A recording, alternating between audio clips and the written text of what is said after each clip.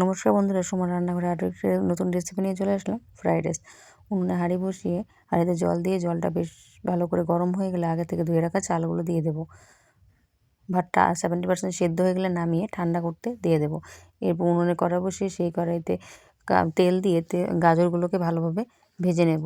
ভেজে ওই তেলের মধ্যে বিনস দিয়ে বিনসগুলোকেও ভালোভাবে ভেজে নেব, ভেজে নামিয়ে নেব।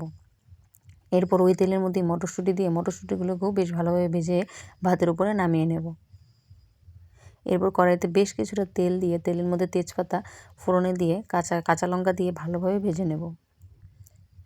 এরপর এর মধ্যে কিশমিশগুলো দিয়ে কিশমিশগুলোকেও বেশ ভালোভাবে ভেজে নিয়ে এর মধ্যে ভাত দিয়ে ভালোভাবে মিশিয়ে নেব।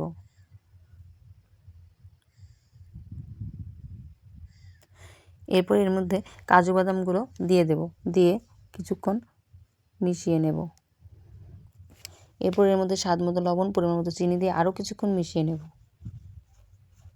ভালোভাবে মেশানো হয়ে গেলে এর মধ্যে বেশ কিছুটা ঘি দিয়ে ভাতের সঙ্গে মিশিয়ে নেব।